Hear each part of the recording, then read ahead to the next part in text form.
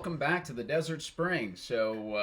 I told myself that I was done for the day, and then I popped up another video, and I was like, nope, I'm gonna have to do this one too. So if you guys wonder how I find these videos, basically I go to my homepage, I refresh YouTube, and it pops up something, and I react to that. Then I go to my homepage, I refresh YouTube, and it pops something.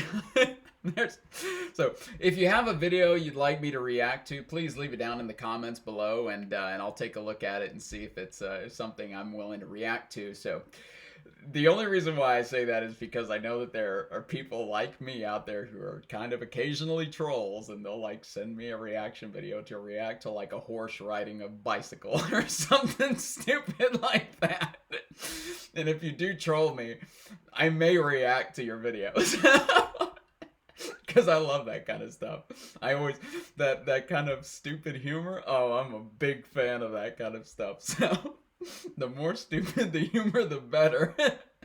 So anyways, like and subscribe, guys, down if you want to be a part of the show. desertspring111@gmail.com. We're doing everything about deconstruction, talking about deconstruction, and just trying to make it kind of not such a weird conversation, and trying to make people feel safe in walking away from Christianity, because it is an incredibly controlling religion. It's an incredibly difficult thing. There's a lot of fear. And if you prod a Christian far enough, and if you keep just poking at them to see why it is that they're Christian versus something else or anything else, what you'll end up getting down to is the fear of hell. They don't want to go to hell. And so they'd rather just, devote their life to this fake religion that doesn't make any sense and be right about not going to hell versus actually do something about their life, live a life that's self-expressive, that they feel good about, and then end up going to hell anyways. So I wasn't going to do a reaction to this video, but then I started watching like 2 minutes in or a minute in or something like that, and he said something that resonated so deeply, and I'm like, okay, I'm going to have to react to this because I got a lot of words to that. So this is the video right here, How Deconstruction Saved My Life. You don't pardon me. You don't understand deconstruction, my story, and it is Dan the Voyager. So please go over to his channel, show him some love over there. We'll get into the video here. There is a giant misunderstanding about what religious deconstruction really is.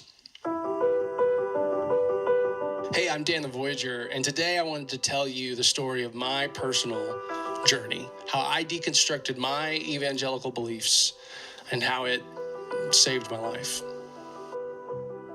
I was raised in a very rigid system. Very first, I do have to say, walking away from Christianity really does save lives. I can't tell you how dark it is inside of Christianity, guys. For real. I just want to put that out there. That prioritized being a good Christian over everything else. It was literally in my blood. My father was a pastor. Both of my grandparents were pastors. I even found research that my dad was doing in grad school on our family tree, where he found evidence of clergy in our family line going back into like the 1800s. If I did have a destiny, it was hard for me to see it being anything other than following in those footsteps. And similar to me, guys, my great great grandparents were missionaries. My grandparents were missionaries. I've had missionaries in my family. It's kind of the same thing with me. So I did. I became a worship leader and eventually a campus pastor, and I settled into what I thought would be a lifetime of serving Jesus as my full-time job. The only problem was my life wouldn't stop falling apart, and I could not figure out how to stop it. And it wasn't for lack of trying. I got very good at repentance. I remember a big breakthrough that came in therapy. And I had this... And I do want to stop the video there for just a second, because he's already said the biggest thing that most Christians will never touch, which is therapy.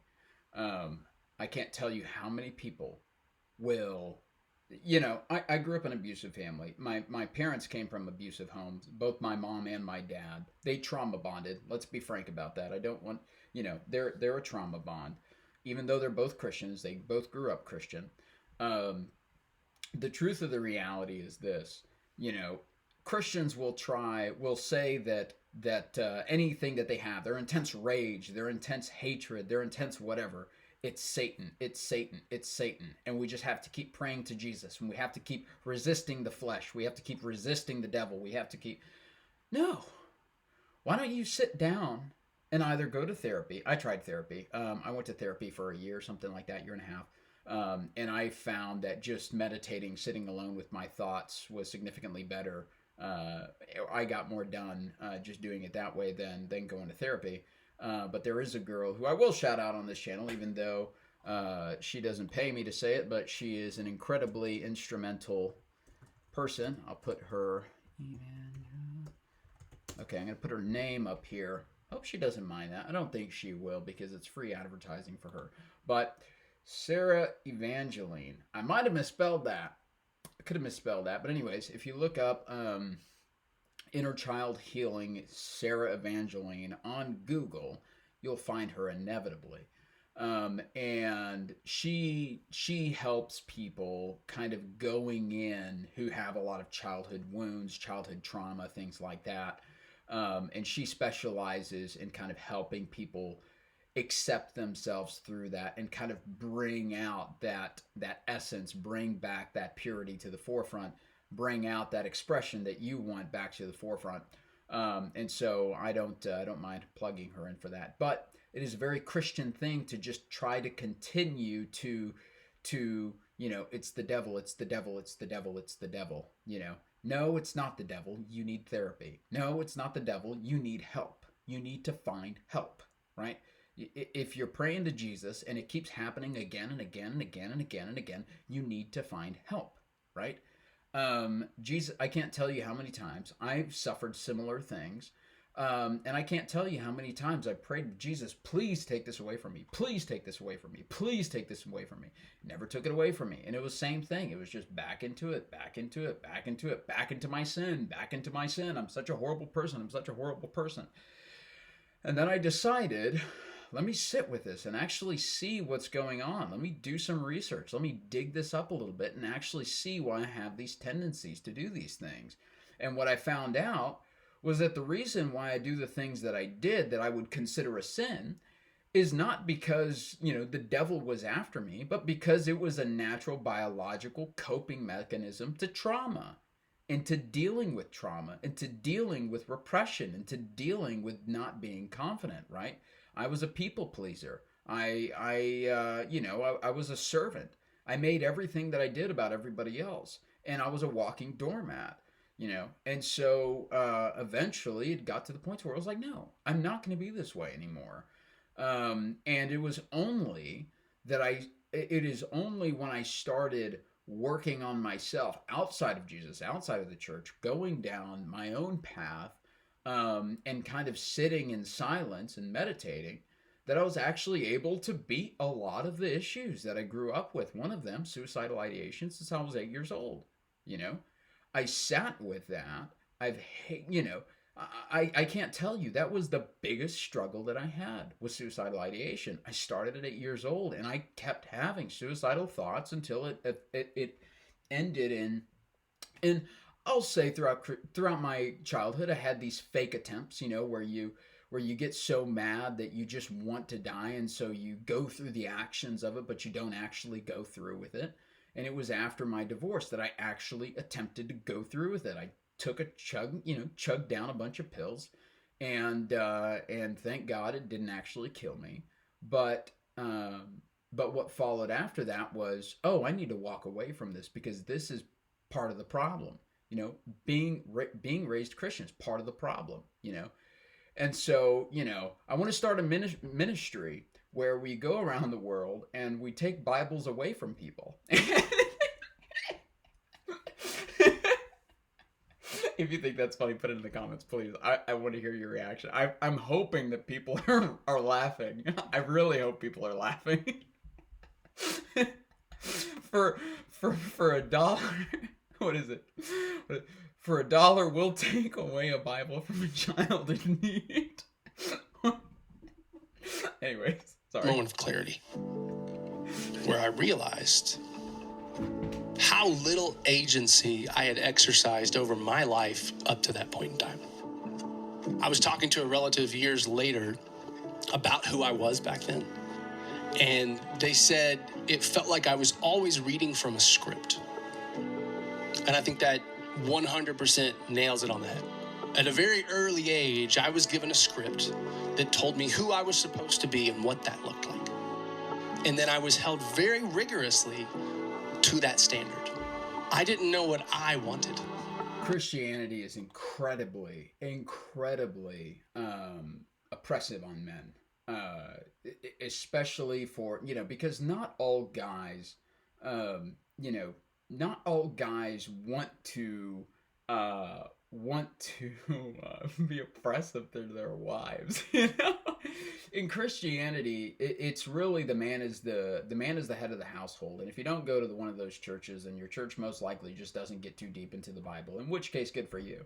But if you go to a church that gets deep into the Bible, the man classically is responsible for essentially the spirituality of the household, and it is his job to make sure that everybody stays in line with what's being taught, and that he has access to God's righteous wrath in case he needs to punish something, right? And so you get a lot of just really, really horrible acts that you could easily align to toxic masculinity, right? These fits of rage, right? And so one of the things that I like to help people through is kind of, redefining healthy masculinity for yourself, because at the end of the day, everybody has to find out what that means for themselves, right? Being a man is not about being this domineering guy who's always ready to fight.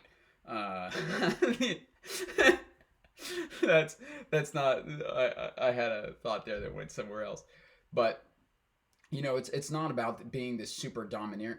You don't have to be aggressive. You don't have to be ready to fight, kind of like what the Bible portrays. In Paul, what you get a lot of is you get a lot of attacking people. I'll play the video and pull up some verses, but essentially you get the idea that you have to defend your faith and that you have to actively attack people who are going against your faith. So much so that Paul essentially tries to curse a person to go to hell for eternity or something like that. I'll pull that up too. But yeah, this idea that, to be a man is to be the one who controls how the household goes. That's not your job, right? You and your spouse, you are not above your spouse, right? You are equal with your spouse, right? This idea that men are above the women is not something that's based in reality. Sure, it can be based in biological attraction and things like that, whatever. But in general, if your only power as a man is to stand up, scream, and fight with somebody, then you don't have a lot of emotional control. And so, being a healthy male means about having healthy emotions and being emotionally strong, right?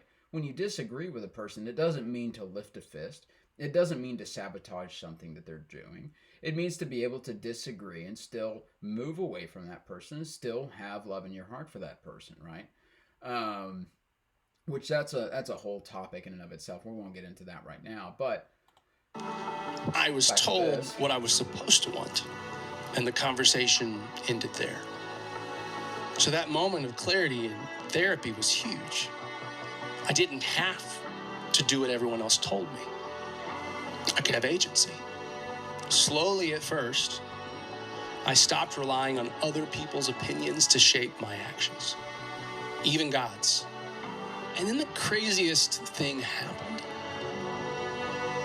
It worked. I started becoming the person that all my religious mentors over the years had tried and failed to disciple me into. And I was doing it for me, because I wanted it. And that really threw me for a loop, because the strict religious system I was brought up in was very, very clear. The only way to get these kind of life-changing results is through an active, close relationship with Jesus. Full stop. Okay, Speaking of full stop, we'll stop him there temporarily. So, 1 Corinthians 14:34 through 35, silencing the women. The women should keep silence in the churches, for they are not permitted to speak, but should be in submission. And the law also says this is one of the most sign. Okay, let's see. 1 Timothy 2:11 to 14, subordination to men. Let a woman learn quietly with all submissiveness. I do not permit a woman to teach or to exercise authority over a man. Rather, she is to remain silent. Ephesians 5:22 through 24. Wives, submit to your own husbands as to the Lord, for the husband is the head of the wife, even as Christ is the head of the church. 1 Corinthians 11 through 10. But I want you to understand that the head of every man is Christ, the head of a wife is her husband, and the head of Christ is God. One more. Obviously, Colossians 3:18, wives, submit to your husbands as it is fitting in the Lord, as is fitting in the Lord. Let's see here. Let's just say there is no male or female for your own sexual research. Okay, but anyways, that's the point. That's all I wanted to say. Keep going. So why did my life only begin becoming functional when I let those things slip away? I eventually came to the conclusion that I needed to re-examine everything. If this core truth of Christianity was proven demonstrably false by me just trying to survive, how do the other non-negotiables hold up to that level of scrutiny? Yeah, let's talk about that, right? I mean, you've got God doing all sorts of horrible things in the Old Testament, but yet that is what's holy and what's just, right?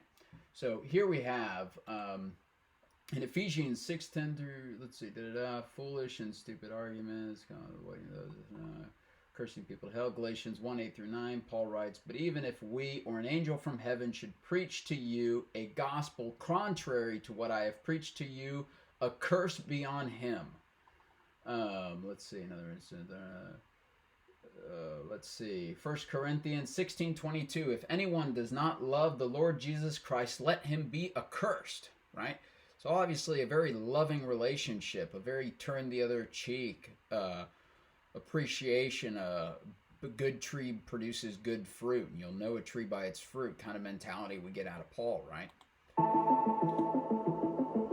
It's been almost 10 years since I began this process, and it continues to this day. And this is the part that I think it's so often misunderstood. When you're raised in a religious system like I was, where belief in Jesus isn't only the most important part of your identity, which it is, it's also the basis for which you make all decisions in life.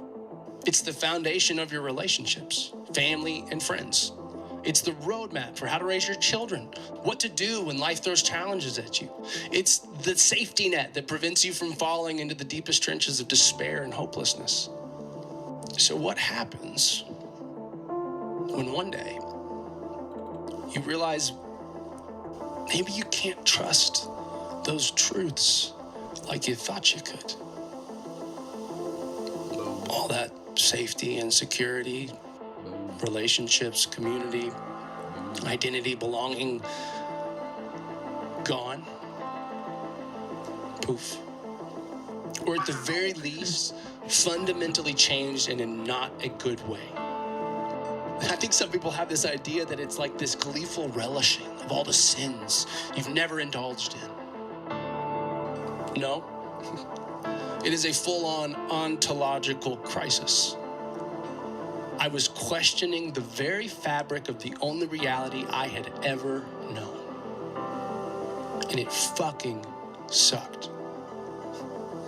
Sometimes it still does.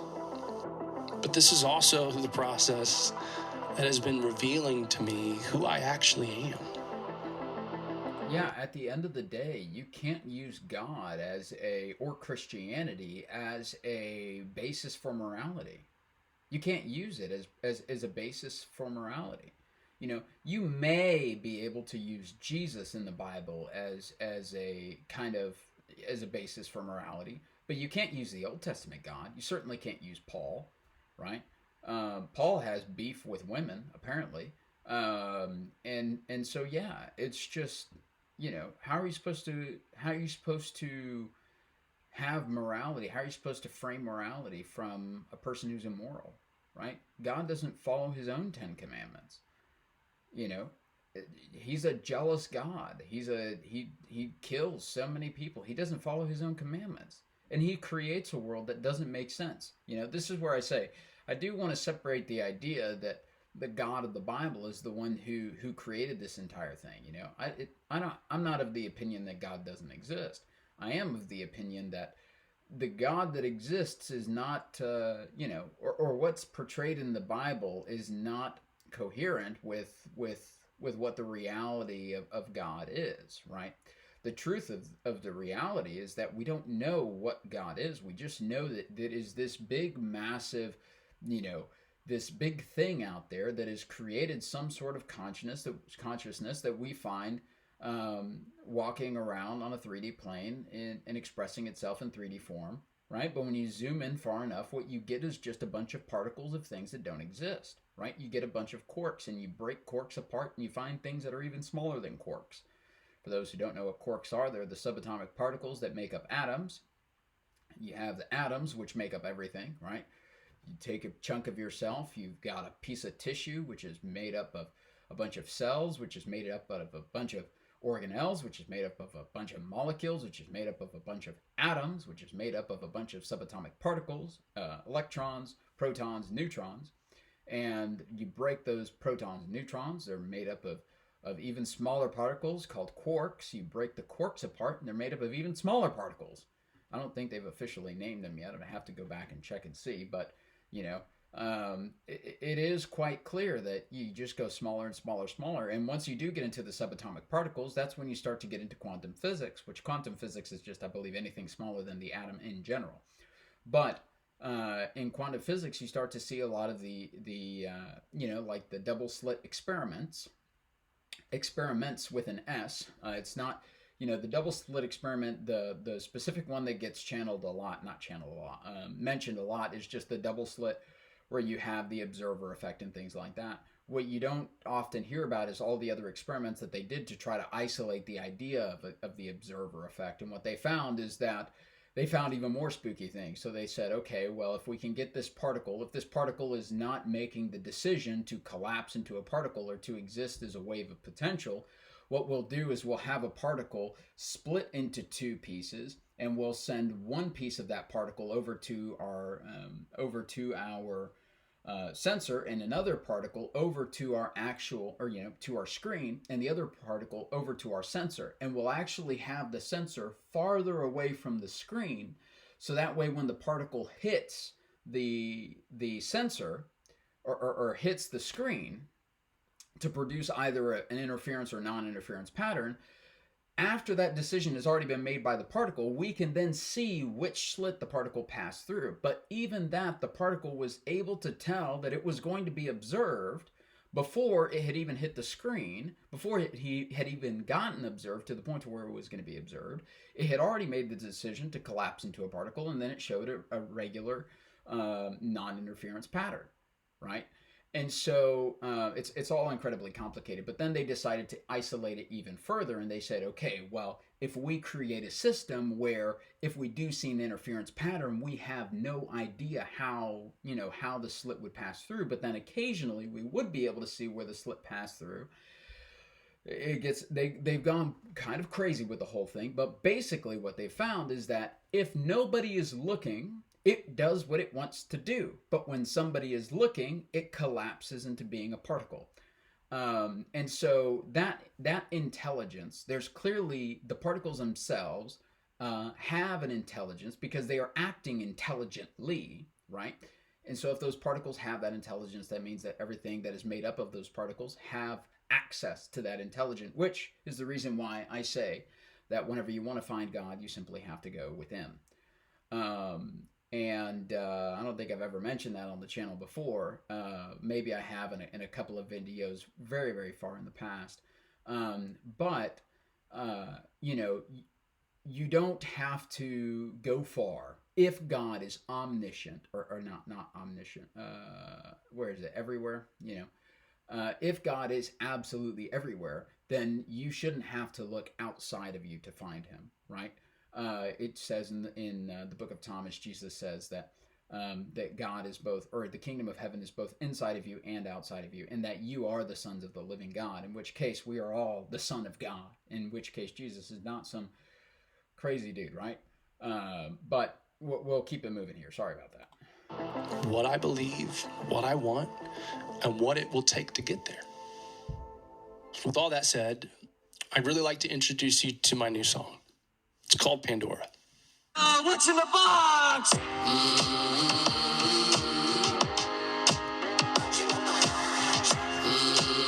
If you're anything like me, you may start deconstruction in like a stage of denial. It's kind of like a grief process, honestly. It's already began, and once the process starts, there's really no stopping it. But you aren't ready to admit that. Pandora, I never wanted to know her, but she just had to go show up. The song is an interpretation of that panic that so often sets in when these kinds of journeys begin. 'Cause I don't wanna know.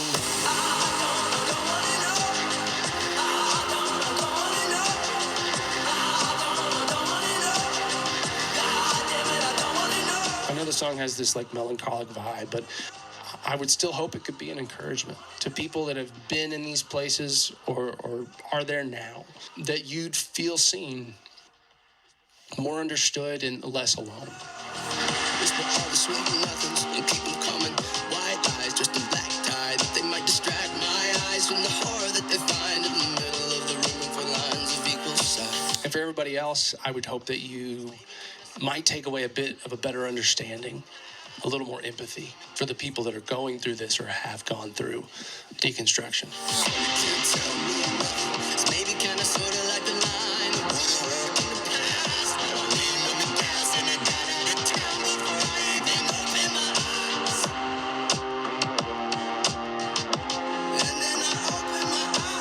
Pandora releases on December 30th, so be on the lookout for that. Okay, I'm gonna go ahead and stop the video. That's a beautiful song. So once again, his channel name. Let me just kind of put him up to the front here. Let me see his channel name. What is it? Dan the Voyager. So guys, go over there, show him a little bit of love. But you know, when you walk away from Christianity, it really is a free fall, and you don't know where to go. I know that. It really puts you in this place, and guys, I've gone everywhere. I've tried everything, and you know, like I said, with Jesus, I really did have to come around. I had a point where I was flying to Egypt, and on my flight to Egypt, it's a very stressful flight. It's a long flight, like a 13-hour flight. On my flight to Egypt, I was just kind of like, you know, in my mind about all this kind of stuff. And eventually I just went into the bathroom and I spoke to Jesus and I forgave Jesus. And I had the biggest release that I've ever had, you know, almost on my spiritual journey. You have to realize that you hold on to so much stress on a daily basis. We live in a stressful world, and we grow up in a stressful religion. You interact with stressful family, and you just carry on to so much stuff. And so the only way you're ever going to feel free is if you let go of it, right? You drop everything. John, you don't get it. They were so mean to me. I get it. John, you don't get it. They publicly humiliated me. I get it. John, you don't get it. They made me want to kill myself. I get it. You have to let go of it. That is the only way that you're going to be born again, right? I don't even know if that's what Jesus was talking about, but I think it's a beautiful way of expressing what born again feels like. The only way you're going to get through that process is if you completely forgive everybody, and get to the point to where you are generally at a point of neutrality, and to a point to where you can even love them after they did to you what they did to you, whoever it might have been. Maybe it was your dad, maybe it was your ex-girlfriend, maybe it was your ex-wife, maybe it was your mother, maybe it was a friend of yours, maybe it was your pastor, maybe it was a coach, whatever. whoever that person, or an aunt or an uncle, whatever, right? We've had that too. I've had that too, right? You forgive them and you move past it. And when you get to it on the other side, what you find is you find yourself. You find a better version of yourself, a deeper version of yourself, a more happy, more expressive version of yourself. And guys, that's what living a good life is all about. It's about allowing yourself to come to the surface. Okay, guys, that's where we're going to end the video. I hope you enjoyed it. Like and subscribe once again. If you want to be a part of the show, desertspring111@gmail.com. Please, I'd love to have a chat with you. If you'd like to be on, just simply contact me. Tell me a little bit about your story, and express to me that you'd like to be that you'd like to have an interview. Because if you don't express that to me, I will just think that you're sharing a beautiful story with me, in which case I always love beautiful stories. So thank you guys, and I think I'm actually going to be done for the night now. I'm hungry. I've been working all day today, and after the past 3 days, ripping apart my engine, dealing with a timing chain, I am tired. Bye. No, where's the button? There it is. Bye.